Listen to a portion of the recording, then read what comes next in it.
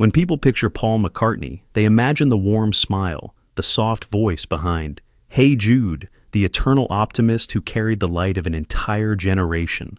But behind that gentle glow lived a man far more complicated, guarded, and painfully human.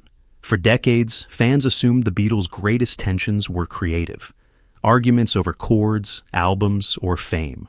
Few ever imagined that Paul carried something deeper, an ache born not from music, but from betrayal. There were names he never spoke publicly, wounds he chose not to reopen, and a private blacklist carved quietly into his memory. And at the top of that list was the one man he loved almost like a brother. The same man he once said he hated more than anyone. The story begins in the mid-1960s, long after Paul and John Lennon had reshaped the world with more than 200 songs. Their partnership was electric, but under the surface it was fraying. John resented the clean image Paul was building. Paul resented John's growing chaos, the drugs, the late nights, the presence of Yoko Ono at every session. When their manager, Brian Epstein, died, the fragile balance shattered. Paul scrambled to keep the band together. John wanted escape.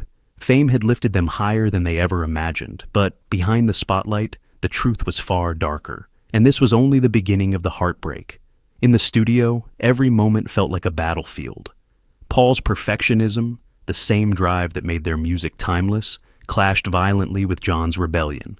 George Harrison, tired of being treated like a supporting act, even walked out quietly one day saying, "See you around the clubs," leaving the others in stunned silence. When the Beatles finally collapsed under the weight of their own legacy, Paul made the painful decision to sue to dissolve their partnership.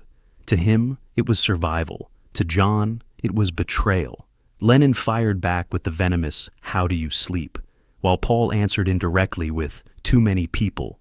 Their music became their letters, their confessions, their ammunition.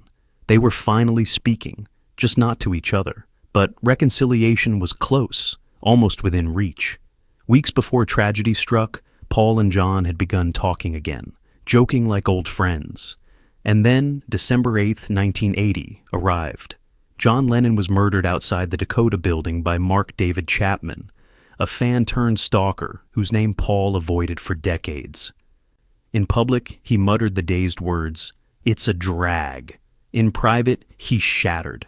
Chapman didn't just kill John, he stole the chance for forgiveness, the reunion the world dreamed of, and the brotherhood Paul thought he still had time to mend. It was a wound that never fully closed, but John Lennon wasn't the only painful betrayal in Paul's life. Years later, in the early 1980s, Paul formed a genuine friendship with Michael Jackson. They laughed, wrote music, and shared secrets. Paul even offered him rare advice. The real power in music wasn't fame. It was owning publishing rights. But when ATV Music went up for sale, including most of the Beatles' songs, Michael bought it himself for $47.5 million. Paul thought he was giving wisdom to a friend. Michael saw a business opportunity. Their friendship dissolved instantly. And even decades later, Paul quietly admitted the truth. He had never expected someone he admired to take the very thing he held closest, the music that defined his life. Another person Paul never forgave worked not with him, but against him from afar, Mark David Chapman. Paul refused to say his name for years, calling him only a coward, a psycho, a man who stole the Beatles' soul. Every reunion show, every tribute, every documentary reminded him of what could never be again. The fans lost an icon. Paul lost a brother. Again. And then there was George Harrison, the gentle guitarist who resented Paul's iron grip in the studio. Their clash wasn't loud. It was quiet, sharp, and deeply personal. George felt overshadowed, unheard, and dismissed. Even after the Beatles ended, legal battles over Apple Corps kept the tension alive. They stayed cordial, even affectionate at times, but the wounds lingered. Paul's ambition lifted the band, but it also strained some of the deepest bonds he ever had. Yoko Ono was another name on Paul's silent list. Not because she loved John, Paul never hated her for that, but because the moment she stepped into their sessions, the world he knew began to crumble. She questioned his writing, corrected his musical choices, and once dismissed him as merely a talented maker of melodies. After John's death, the tension deepened when Paul wanted to switch their classic songwriting credit to McCartney-Lennon on songs he primarily wrote. Yoko refused, viewing it as an attack on John's legacy. Their arguments became symbolic, not just about music, but about ownership of history itself. And then came Alan Klein, the manager Paul never trusted. After Brian Epstein's death, the Beatles were hemorrhaging money. Klein swooped in, promising salvation. John, George, and Ringo believed him. Paul didn't. When the others signed with Klein, Paul was pushed out of decisions, watching helplessly as Klein made choices he despised. By the time Paul sued to escape Klein's control, the world blamed him for breaking up the Beatles. But years later, when Klein was found guilty of fraud, the others admitted Paul was right all along. The truth came too late. The damage was done. There were even quieter feuds. Frank Sinatra mocking Yesterday, calling rock garbage, and belittling the very revolution Paul helped create.